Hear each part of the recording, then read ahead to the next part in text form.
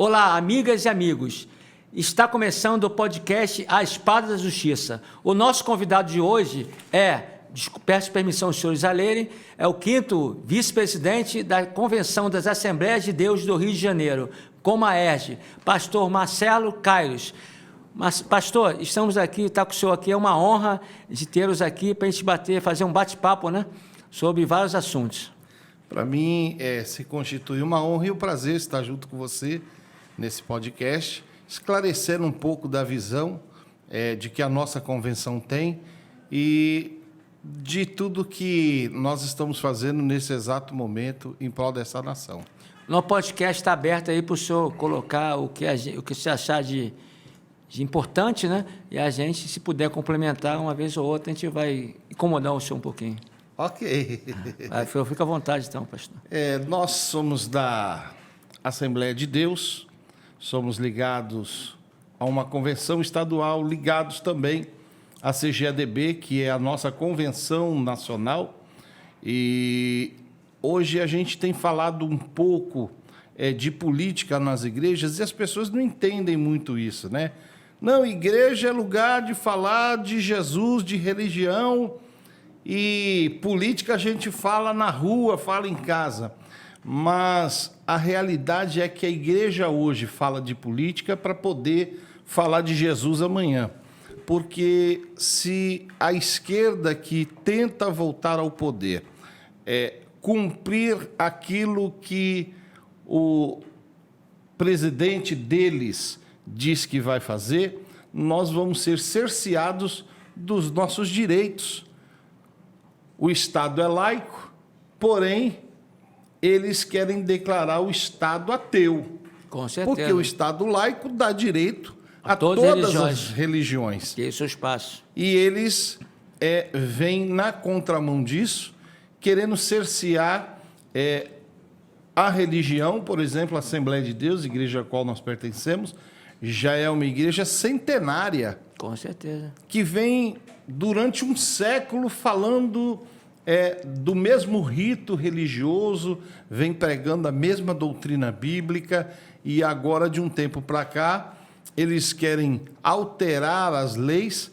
Agora, há poucos instantes, eu li um caso que está acontecendo no México, de um deputado exigindo que as igrejas mexicanas reavaliem se a Bíblia é interessante para a igreja, porque eles resolveram mudar o jeito deles de ser, e aí nós temos que nos adequar a eles. E aí eu lanço uma pergunta: quando é que eles vão se adequar ao nosso? Com certeza. Eles querem só que os outros mudem. Porque nós somos a maioria. É aquele negócio da sociedade. A maioria tem que respeitar a minoria, mas a sociedade tem que se adequar à maioria. Exatamente. E falo que nós somos a maioria, não falo em nome da instituição Assembleia de Deus, mas falo em nome do cristianismo. Com certeza. Nós somos o maior país católico do planeta Terra.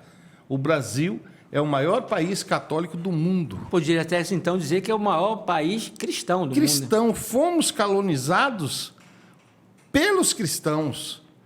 E aí agora nós temos que rasgar a Bíblia, porque os não cristãos acham que nós temos que mudar a nossa forma de pensar, o nosso jeito de ser, porque eles querem viver uma vida conforme a vontade deles, e nós não podemos censurá-los por isso. Não, com certeza. Não podemos ter opinião sobre isso. Se eu puder até intervir, existem alguns países já que aceitaram essa nova...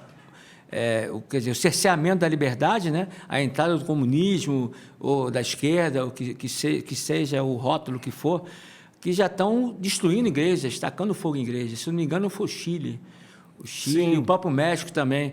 Então, será, cristão, que é isso que você quer? Porque, pastor, hoje a gente vê cristão, inclusive igrejas que apoiam essas pessoas. E para mim é bem claro, né? Que um cristão não apoia o mal. Se não apoia o mal, não apoia esse pensamento. O que o senhor acha disso? Nós estamos vivendo, na verdade, uma inversão de valores, né? Estamos vivendo hoje um momento esdrúxulo, especialmente nesse país, e também dentro do globo terrestre, né?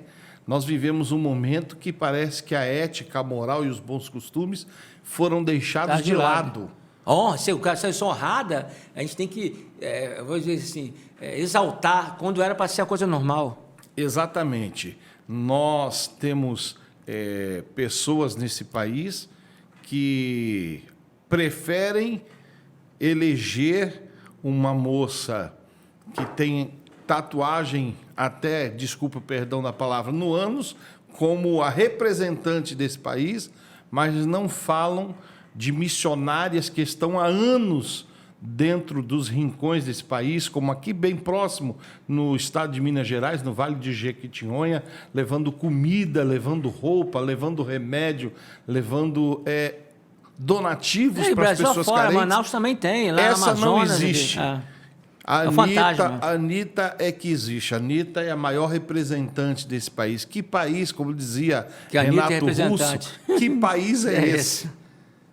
Um país onde um ladrão é candidato, deveria estar preso. Um país onde a prostituição, que eu não posso dizer a prostituta, mas a prostituição está liberada. E eu até disse, senhor, por que o Fernandinho Beiramar também podia ser solto para ser candidata? Se esse senhor que o senhor falou também é candidato, o Fernandinho Beiramar também. Pois é.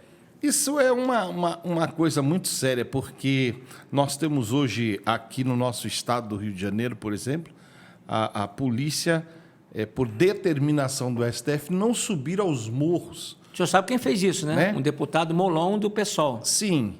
E aí a polícia não subindo aos morros, esta semana nós fomos na região ali de Realengo, Guacari, e eu estava em dado momento andando com um carro, com uma pessoa do lado, e a pessoa deu um grito assim dentro do carro, eu assustei, ele disse, abaixa os vidros e vai devagar.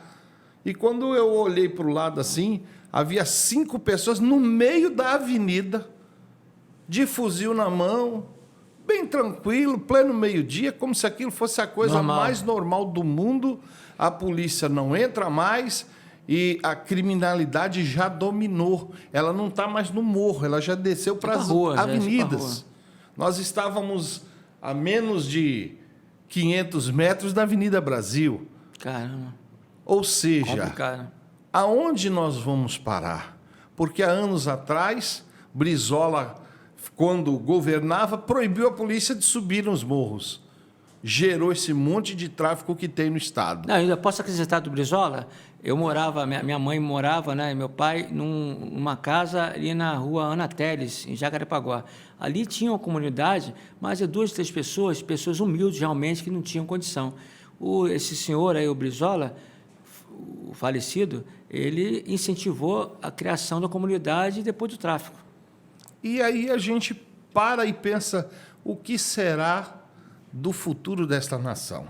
Dos nossos jovens, dos nossos netos. Qual é o exemplo que nós vemos nos políticos desta nação? É complicado, não é fácil, não. Quando nós olhamos desde o final, que eles dizem ditadura, mas nunca existiu ditadura no Brasil, porque quando se lê, se pesquisa, na verdade foi um governo militar, um governo interventor que assume... A pedido do povo. Que assume para não ficar pior. Então, essa intervenção ela tem um tempo, e em 84, se não me falha a memória, ele é devolvido o direito para o povo nas diretas já. Isso. De lá até aqui, o que melhorou? Eu diria que politicamente piorou muito. Nós, hoje eu tenho meio século de vida, eu me lembro quando eu ia na escola, no tempo do governo militar, escola pública, nós tínhamos dentista, oftalmologista, assistente social e psicóloga. E escola pública boa. Escola pública. Eu estudei escola pública, muito boa. Escola Acre, no Meia, maravilhosa. Hoje nós temos traficantes, soldados do tráfico, dançarinas do funk, e eu pergunto a você, qual é a educação que a nossa juventude está recebendo para o futuro? Eu diria que a gente tem uma geração perdida aí, pastor. Qual deles está gabaritado para daqui 10, 15 anos assumir o governo desta nação? Nós vemos hoje quase que a sua totalidade os professores lutando para que o Nove Dedos volte ao poder, porque eles têm como plano de governo aparelhar e igualitar todo mundo. Na pobreza. Na miséria. Na miséria. Só que eu não vejo nenhum desses professores irem em Cuba. Eu tenho um amigo que foi para Cuba, para um simpósio em Cuba, e aparentemente falaram que ia ser um encontro de pastores. E quando ele chegou em Cuba, ele foi preso pelo exército em Cuba. Caramba. Porque Testemunho muito bom. lá você não pode ter Bíblia, não se distribui Bíblia, e lá a coisa é tão séria que o cubano não come carne de vaca. Aí eu disse, poxa, então será que o cubano ele é igual o indiano, tem a vaca como um deus? Não. É porque eles não têm espaço para pasto, e a carne que eles comem ali, e que eles têm de vaca ali, é para vender para os turistas. O cubano não tem direito sob pena de prisão. Então, eles criam dentro dos quartos das suas casas porco, galinha, escondido do governo, porque eles não podem nem criar o animal que vão comer. Mas aí só vamos voltar ao passado que o senhor colocou antes. Por isso tem que ter política, infelizmente, mas isso aí é política. O cristão tem que saber o que essas pessoas querem fazer com a nossa sociedade. Então, é importante, como o senhor falou mesmo, tem que ter sim, tem que ser passado. A vida, quem não tem oportunidade de ir lá, quem foi, como eu fui, conheci a Alemanha Oriental, conheço 28 países, a gente sabe que não é assim. Aqui eles falam que, né, eles querem liberdade, e o candidato a presidente dele está dizendo que vai controlar a internet. Em Cuba, a mídia, internet, em Cuba tudo. acontece um negócio interessante. Além da mídia ser proibida, cerceada, controlada pelo governo, você não tem ponto de internet em casa. Você tem que ir para a beira da praia, porque Cuba é uma ilha, para a beira da praia, no final do dia, fica centenas de jovens tentando um sinalzinho de internet para ver só o que o governo permite eles verem. É um atraso muito grande, né, na cultura. Nós não vemos, por exemplo, se eu perguntar aqui para você, me fala o nome de um cantor cubano. Não. Ninguém conhece. Ninguém conhece. Uma atriz cubana que faz sucesso em Cuba. Não tem. Não existe. Aí eles querem... Não sei se seu amigo viu os cachos que tem em Cuba, né? E aí eles querem que eu e você viva nesse regime, enquanto a família Castro vivia pelo mundo, gastando dinheiro, vivendo uma vida de rico. E o próprio cubano na miséria. Na miséria. Vivendo uma vida miserável. Eles querem transformar o sistema, mas eles querem que todo o povo seja miserável, mas eles não são. Recentemente eu vi uma matéria muito interessante do Nicolás Maduro numa churrascaria. Você passou no WhatsApp lá direto. no Haiti, naquele país que é dos multimilionários, me falha a memória agora, nos Emirados Árabes. Dubai? Dubai. Ele estava em Dubai numa churrascaria. Com aquele... a mais cara de Dubai, onde eles comem até folha de ouro. De ouro, isso, na cima da carne. E ele fumando um charutão, bem tranquilão. E o povo dele comendo cachorro. Enquanto o povo comeu, extinguiu, entrou em extinção na Venezuela. Gatos e cachorros. O povo comeu os gatos e os cachorros.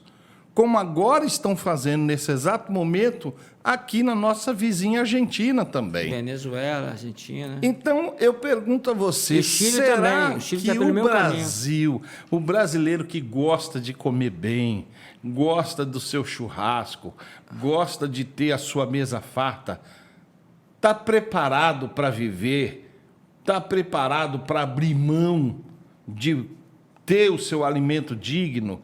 Porque eu vejo o governo dizer, os ex-governantes, dizer, eu fiz isso, eu fiz aquilo, no meu tempo eu extingui a pobreza. Eu acho que eu não estava no Brasil nesse dia, porque eu estou pobre desde que nasci e continuo pobre. O Lula não me tirou da pobreza. Eu vou dizer uma coisa, eu testemunho.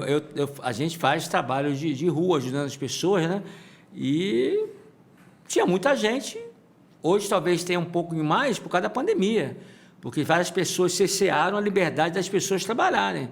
Então, quem não tem um salário fixo, hoje, se não fosse o governo, estaria passando fome e estão na rua. Nós vemos, por exemplo, São Paulo, que é o lugar onde eu nasci, a minha terra. Terra maravilhosa. Nós vemos, por exemplo, o ex-governador de São Paulo trancar e soldar até porta do comércio. Prender pessoas trabalhando. Só que, enquanto ele prendia o trabalhador, o pobre, ele enriquecia. Por quê? Porque ele vivia, a vida dele sempre foi essa, como empresário, porém ele nunca produziu um grão de arroz, uma agulha, uma cabeça de prego, ele não produz nada.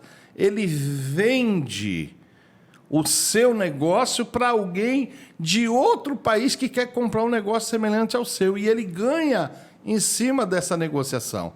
João Dória vive disso. Enquanto nós estávamos trancados, estávamos cerceados, ele estava na China, negociando. Com certeza. Inclusive, insumos, né? Que muitos deles nem chegaram no Brasil. Os prefeituras pagaram, mas não chegaram. A pandemia, na verdade, em alguns estados, foi uma verdadeira farra do boi, né? Com certeza. Porque tem gente que comprou até em tabacaria. Tabacaria é para vender charuto, cigarro, mas compraram remédio, compraram insumos hospitalares, aparelhos, né, de oxigenação. Eu só espero que o povo não esqueça. A nossa cidade aqui, Niterói, que eu morei aqui metade da minha vida, hoje eu estou em Saquarema, o nosso prefeito daqui comprou vários, né, respiradores, só que não era para a Covid. Eram respiradores totalmente... não tinha nenhuma função para ajudar no Covid. Foram milhões gastos. Espero que o povo não esqueça disso. Não só ele, não, né? Outros lugares também. O que me chama a atenção é que há um desgoverno por parte do STF desse país. Com certeza. Por que eu digo isso? Porque... Ou, está melhor ainda, uma tentativa dele assumir o poder pelo lugar do executivo. Sim, porque quando ele assume o protagonismo do país, aonde eles estavam, por exemplo, quando aconteceu essa farra do boi aí? Os trilhões roubados aí pela patota aonde anterior. Eles estavam, já que são os guardiões da Constituição, quando mães e pais de família estavam sendo presos porque estavam andando na calçada? Estava na praia sozinha. Tinha uma senhora na praia sozinha. A esposa do nosso deputado Luiz Lima estava nadando na praia sozinha, foi presa. Então eu vejo assim que, na verdade, não há um interesse de que a verdade apareça. O senhor falou uma verdade. Vivemos num sistema maquiado, onde você é enganado pelas emissoras de televisão, enganado pelas fontes de informação, e aí hoje, se você falar a verdade na internet, eles derrubam o seu canal. Derrubaram um canal que eu tinha, TV Comandante Sarmento, foi derrubado pelo STF, eu levei um processo do STJ, não, do TRE de Santa Catarina, nada a ver, né? Santa Catarina, eu estava em Niterói, por causa de uma eletrônica, quando eu não falei nada, eu só divulguei fatos que são reais, relatórios reais, documentos reais. Eu fui processado, graças a Deus, o advogado que ajudou, né? A gente foi resolvido, mas o canal foi derrubado. Tinha um canal com muitos assinantes, foi derrubado. Então, e a gente não pode fazer nada, não consegue fazer nada. Então, quando nós começamos a enxergar tudo isso, por exemplo, quando nós nos reunimos na Convenção Geral, que acontece uma vez por ano, nós sempre tivemos a presença do presidente da nação na convenção, haja visto que é uma igreja centenária e que tem suas ramificações por todos os estados desse país, por todos os municípios desse país, a Assembleia de Deus é a maior igreja no Brasil, em número de membros e de templos. Com certeza. E aí, quando foi agora na última convenção que tivemos, o presidente da República se fez presente e passou alguns dias, o Partido dos Trabalhadores processou a convenção, processou a mesa diretora, processou o presidente da convenção, porque ele não podia receber o presidente da República lá. Isso é a prova que o nosso podcast é importante. Isso a gente desconhecia. Só que a Dilma, quando era presidenta, foi lá. O Lula, quando era presidente, foi lá. Fernando Henrique foi lá. Porque é praxe. Igual na da ONU, convenção, né? O presidente vai na convidar o presidente da nação para ele ter uma parte ali e falar aos membros da convenção. E, graças a Deus, a convenção agiu através do seu corpo jurídico, de forma que caiu por terra esse processo que estava sendo imputado a nós. Mas aí você vê e consegue compreender o país que nós estamos vivendo. Momento aonde difícil. O presidente da República não pode cumprir o seu... constantemente é agredido quando ele vai na maior emissora de televisão desse país e lá ele não é chamado de presidente. E aí um ex-presidiário vai lá, um ladrão, que está provado que é ladrão, porque eu entendo a partir do momento que houve devolução do dinheiro, é porque Muito foi dinheiro. roubado o dinheiro. Isso. Porque Papai Noel não existe. E o próprio SF diz que o dinheiro não vai ser devolvido, que houve roubo. Deixa eu te contar, Papai Noel não existe.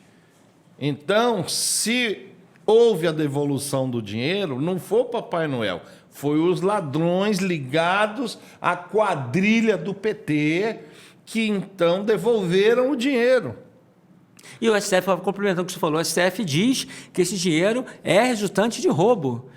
Não vai ser devolvido. E esta semana então não tem ladrão, mas tem roubo? Nós vivemos o cúmulo do absurdo. Um senhor foi preso por dizer que o ladrão é ladrão. É o que o senhor falou bem, né? O Brasil assim está meio... Está tudo distorcido. Então, tudo complicado. Qual é a segurança jurídica que nós temos hoje nesta nação?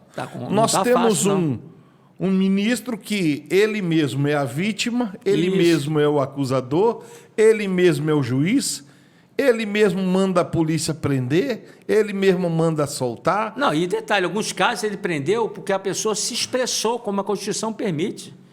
E independente, complementando o que você falou, desculpe até interromper, mas independente, foi o caso aí do nosso futuro senador Daniel Silveira, 142. Ele pode ter sido exagerado, pode ter cometido até um crime, pode. Mas eu é acho previsto que não. em lei, ele tem Não. prerrogativa para isso. Tudo bem, ele então. é um deputado. Mas vamos lá, ele tem prerrogativa, mas vamos considerar que não tenha nada disso. Mas qual é o preceito legal? Se denuncia, vai-se vai numa delegacia ou a Polícia Federal, se o caso for federal, que poderia ser, vai se abrir um processo, esse processo vai ser conduzido por um juiz de primeiro grau, ou, sei lá, vai ser um juiz do segundo grau, e depois que vai chegar no STF. Senhores, STF é a última instância. A gente está dizendo que ele não teve direito a defesa nenhuma. Ele já foi direto na última instância. Vamos pior ainda, vamos dar outro exemplo de que a nossa liberdade está em risco. O nosso ex-deputado federal, Roberto Jefferson, ele não tem imunidade nenhuma, ele não tem prerrogativa nenhuma, é um cidadão comum como qualquer um, como o senhor que trabalha, que mora morador de rua, como o pastor, como eu, mas ele está preso pelo STF em casa, com tornozeleira, e ficou preso na cadeia. E cadê o devido processo legal, pastor? De se abrir um processo, se denunciar, e houver a defesa. Não teve nada disso. Não há segurança jurídica. Nenhuma, A nenhuma. grande verdade é essa. Nós vivemos num país de exceção. A realidade é essa. Um país que, se falar que você é patriota, agora virou crime. Chegou ao ponto de foi falado pelo ministro do STF, que a gente não pode ir de verde e amarelo votar. Meu Deus, é um dia de patriotismo. Mas se fosse de vermelho, podia. Também proibiram, mas a bandeira nossa é vermelha ou verde e amarelo? Dia de votação é o quê? É um dia do cidadão, ele fazer um de direito seu, da cidadania, votar. É o dia dele exercer a cidadania. Ele tem obrigação de ir de verde e amarelo. Ele tem obrigação, não ser proibido. Senhores, ninguém pode proibir. Vão de verde e amarelo. Tudo bem, não vai precisar de Bolsonaro ou do seu candidato, mas verde e amarelo é obrigação nossa como patriota. E patriota não é só militar, não. Patriota é todo cidadão de bem, independente de esquerda ou direita, cidadão de bem, é um dia de festa. Cidadão brasileiro. Né? Não, nascido até nessa pátria. É brasileiro, consertando. Até na cadeia tem patriota, é brasileiro. Tem. O cara errou, tá pagando lá a dívida da sociedade. Mas é brasileiro. Tem que ir de verde e amarelo. Votar de verde e amarelo. É um dia de festa, igual a independência. Queria proibir o desfile em Copacabana. Isso é coisa... Mais um motivo para tirar nossa liberdade, né? Na verdade, o STF, na minha opinião, é um puxadinho do PSOL. Né? PSOL e PT. É um puxadinho do PSOL, do Rede. E, assim, eu acho muito interessante. Porque PSOL estava onde quando o PT estava roubando? A Rede, a Marina Silva... que ela parece a Tartaruga Ninja, né? Anos, agora apareceu de novo. Ela parece o Mestre Splinter das Tartarugas Ninja. Com todo respeito à senhora. Ela é uma brincadeira sadia. Ela estava em que lugar que ela não instruiu o senador Randolph, que é do partido dela, a fazer CPI como ele fez com Bolsonaro? Por que que não fez CPI no tempo do Lula? Ou agora também na pandemia no Nordeste. Por que a CPI que foi feita agora para a pandemia não se apurou a verdade quando trouxeram o consórcio Nordeste? Isso. Por que não se apurou a verdade? Por que não trouxe à tona a roubalheira que foi feita no Nordeste do Brasil? E no Brasil inteiro também. Qual é o interesse deles, já que eles se dizem os salvadores da pátria? Olha, eu fico assim pensando, o que se passa na cabeça, por exemplo, do eleitor, ao ver o seu candidato que ele votou fazendo esse tipo de coisa? Eu fico pensando qual é o pensamento do eleitor que votou num Rodrigo Maia, por exemplo. Oh, meu Deus do céu. Qual é o pensamento do eleitor que elegeu uma pessoa para lhe representar e eles destoam tanto que parece que a eleição e o mandato é direito de eu fazer o que eu quiser. A abertura, o meu eleitor, ele só serve para votar em mim. Ele não tem direito mais de nada. Então, eu não represento ninguém. Eu represento a mim e os meus interesses. Então, nós vivemos num país que você vota na pessoa e eu quero usar aqui uma prerrogativa para dizer algo interessante. Quantos traidores se revelaram nesses 4 anos? Que há 4 anos atrás estavam jurando amores à pátria, estavam de bandeirinha pela rua, falando de Bolsonaro e hoje falando mal do Bolsonaro para todo mundo. Chama de corrupto quando ele não tem um processo de corrupção no governo. Ele é genocida. Ele matou quem? Para ser genocida, a pessoa precisa, no mínimo, matar uma comunidade de pessoas. Ele assassiná-los. Eu não vi o Bolsonaro matando ninguém. Não, porque o direito à arma, o Bolsonaro defende a arma. É melhor ele defender a arma do que o desarmado. Com certeza. Porque se pular lá no terreno de casa, vai chumbo na cabeça. Porque dentro da minha casa, é minhas regras, é minha família. Lá em casa são 12 cachorros para pegar esse miliante que vão atacar de tudo que é lugar. Mas eu sou tenho até uma coisa a colocar, que o senhor colocou bem, sobre porte de arma. O Bolsonaro não obrigou ninguém a comprar arma. Compra quem quer. Mas é um direito de cada um, se quiser comprar arma e usar a arma dentro da lei. Por exemplo, eu tenho porte e posse, eu sou militar. Eu pergunto para o senhor uma coisa. Por que o cidadão de bem não pode E o bandido e ali pode? na Avenida Brasil pode? No morro pode? No tráfico pode? Pastor, eu trabalhei de Uber um período, tá? E eu entrei em quase todas as comunidades de São Gonçalo e Alcântara e do Rio de Janeiro. Alemão, Fazenda do Mineiro.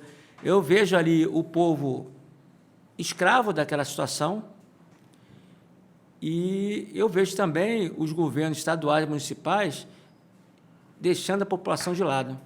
Eu acho importante que o político, que alguém faça alguma coisa para esse povo. E o povo tem que estar armado. Agora, comprar arma quem quer, ninguém é obrigado, o Bolsonaro ou quem quer que seja, não vai obrigar ninguém a comprar arma. Um povo armado jamais será escravizado, né? Isso, é o que o nosso presidente fala, né? E vamos dar exemplo. O senhor fala, eu sou armamentista? Sou. Eu sou atirador, sniper, fui do Pentathlon Militar, eu atirava arma longa, com laser, e já bati recordes, já atirei de vários tiros muito bons. Tenho porte e posse, mas não tenho arma, opção minha, mas eu entendo que o senhor tem a opção de ter. Agora, o dia que eu quiser, com porte e posse, eu posso andar. Agora, eu tenho que fazer curso, eu tenho que gastar um dinheiro que hoje, para mim, eu estou fazendo uma casa, tal, com o meu dinheiro que eu trabalho embarcado na plataforma, eu tenho que fazer outras prioridades. Mas se o senhor quiser comprar arma, é um direito seu. É livre para quem quiser comprar. Não é obrigado ninguém comprar. Talvez alguém está olhando, né, esse podcast dizendo, pô, mas é um pastor armamentista.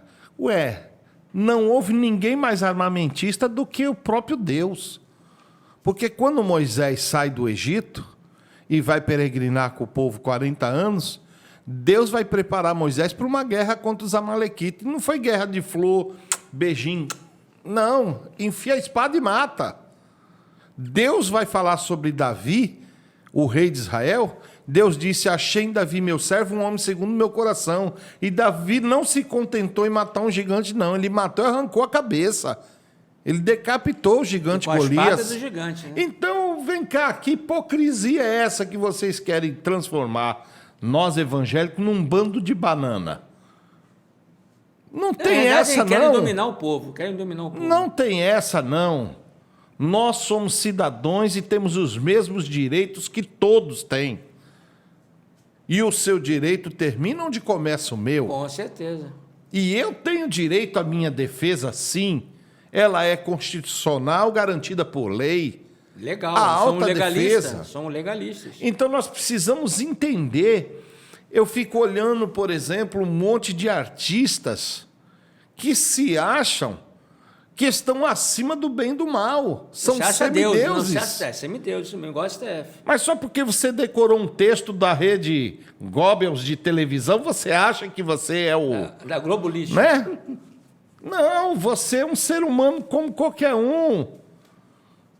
Então, para você ter dinheiro, depende do comercial, da propaganda, depende de nós, consumidores, assistirmos o canal para você ter salário.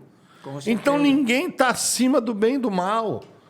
Se somos uma nação, todos temos uma Constituição e devemos a ela respeito. O senhor colocou bem. Como é que pode um órgão público, que é importantíssimo para uma república, que é o Supremo Tribunal Federal, ele tem que, o principal papel dele, que eu deveria ser único, proteger a Constituição, ele é o primeiro que descumpre. Não, essa semana eu vi uma aberração. O Congresso Nacional votou e deu direito aos enfermeiros. Eu sou enfermeiro.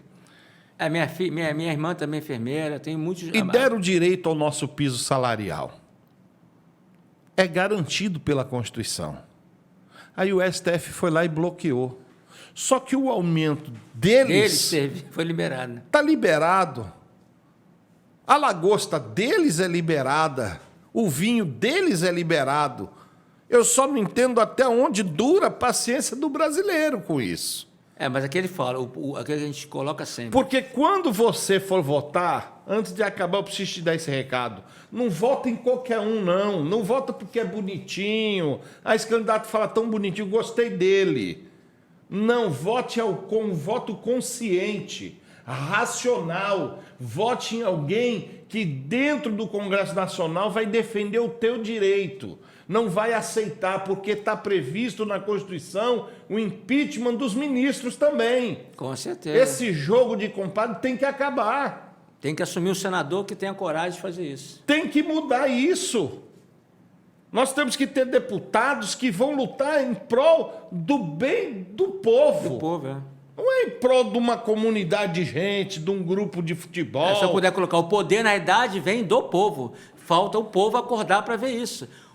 Gente, o reflexo do Congresso é a nossa sociedade. Se tem ladrão lá, é porque você está votando de ladrão. Então, a hora é essa, está numa eleição importantíssima.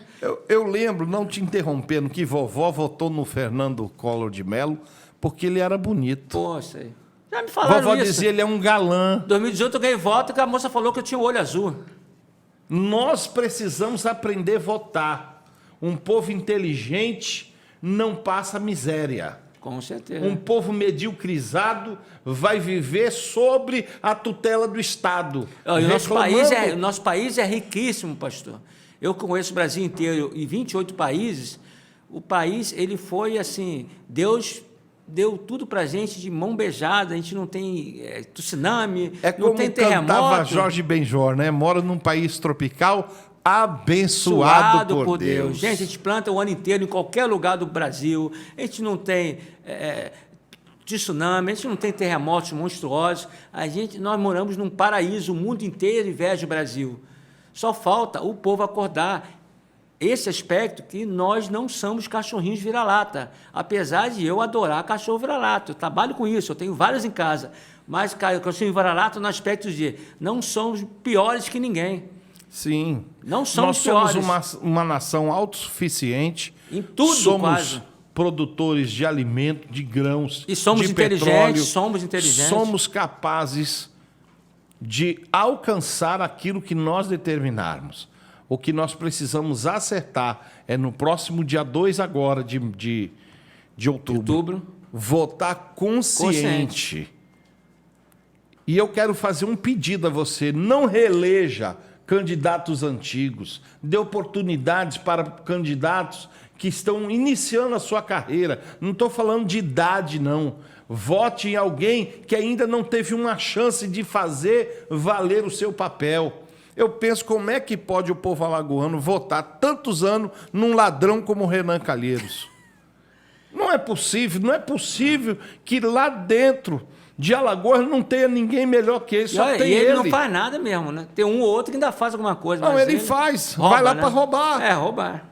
É só isso que ele sabe fazer. Então CPI vocês foi uma precisam aprender a votar. Quem aprende a votar vive melhor. Essa Com certeza. A verdade. A Bíblia diz que quando o justo governa, o povo vive em paz. Tem também o Platão lá em 425 anos antes de Cristo, colocou muito bonito, que quando o cidadão de bem não participa da política, serás governado por inferiores. Ele falou isso, gente, em 425 anos antes de Cristo. Estamos em 2022 anos depois de Cristo. E está atual. Quando nós, cidadãos de bem, não participamos da política, a gente vai ser governado por corrupto, por ladrão, por 9 dedos. Por que é interessante? Já sei que está chegando o fim do nosso momento. Mas... Papai trabalhou no Aços Vilares no final da década de 70. Papai trabalhava no mesmo lugar que o 9 Dedos trabalhava. Papai era amigo dele. Caramba. Papai conheceu. Vamos ter testemunho agora verdadeiro. Papai conheceu. E vou te falar uma. Aquele dedo que faltou é porque lá na década de 70 tinha uma lei que se você amputasse um dedo, você aposentava. Entendeu? Entendi. Aposentou com 30 anos de idade. O testemunho. Aposentou com 30 anos de idade para poder ficar fazendo essa vida bagunçada que ele tem aí. Mas eu queria chegar ao seguinte. Papai era fresador, retificador, torneiro mecânico. Ele era planador. Esta é a profissão dele, do 9 Dedos. Como é que um metalúrgico que se aposentou já há quase 50 anos conseguiu ter a fortuna que ele tem? Explica isso para mim. A esposa dele deixou uma fortuna de 256 milhões. Ela vendia Avon. Avon. Eu já falei para minha esposa vender Avon.